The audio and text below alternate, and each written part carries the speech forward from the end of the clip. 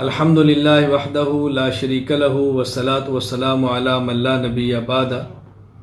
ہر جانور میں 7 اعضاء ایسے ہیں کہ جس کا کھانا مکروہ ہے، اس سے بچنا چاہیے۔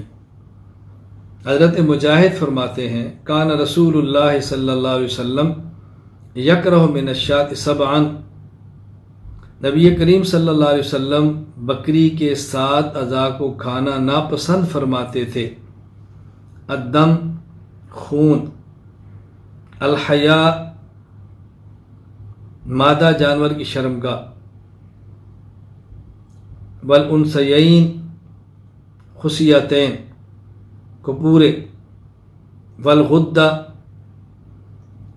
غدود، والذکر نر جانور کی شرم پیشاب کی جگہ، والمسانۃ مسانہ، والمرارۃ پتا۔ یہ 7 چیزیں وہ ہیں جن کا کھانا رسول اللہ صلی اللہ علیہ وسلم نے ناپسند فرمایا ہے۔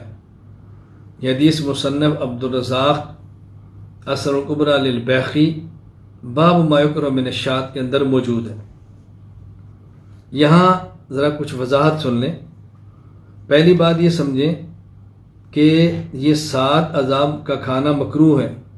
ان میں جو پہلا ہے دم، یعنی دم مسفوح، وہ خون جو ذبح کرتے وقت رگوں سے نکلتا ہے، یہ مکروہ ہی نہیں، مکروہ تحریمی ہے۔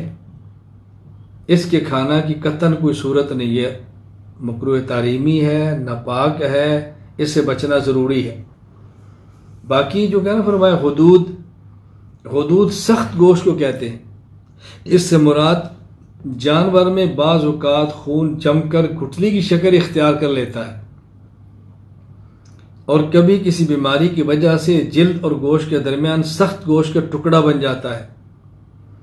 اسی طرح کبھی ہڈیوں کے درمیان سخت ٹکڑا بن جاتا ہے، جسے اردو میں گلٹی گانٹھ کہتے ہیں۔ اس کے ارد گرد کبھی چربی بھی ہو جاتی ہے۔ یعنی حدود کوئی متعین حصہ نہیں ہے، بلکہ کسی جانور میں موجود ہوتا ہے، کسی میں نہیں بھی ہوتا۔ وہ گٹھلیاں ہیں، ان کا کھانا ناپسند ہے۔ مسانہ پیشاب کے جمع ہونے کی جو تھیلی ہے اس کو مسانہ کہتے ہیں۔ پتا جگر کے نیچے چھوٹی سی تھیلی جس میں کڑوا مائع مادہ موجود ہوتا ہے۔ اگر ان اعضاء کی پہچان نہ ہو تو پھر کسی ماہر سے، کسائی سے، شخص سے پوچھ لینا چاہیے۔ ہاں، یہ بات دیر نشین فرما لیں، اوجڑی کا کھانا جائز ہے بغیر کسی کراہت کے۔ اوجڑی وہ بڑی تھیلی ہے جس کے اندر کھایا ہوا جانور کا چارہ موجود ہوتا ہے، یہ کھانا جائز ہے۔ صاف اچھی طرح کر لیں، کھانا ناجائز نہیں، مکروہ نہیں۔ ہاں، کسی کو تباً گراں گزرتا ہو، تباً ناپسندیدہ ہو، یہ الگ بات ہے۔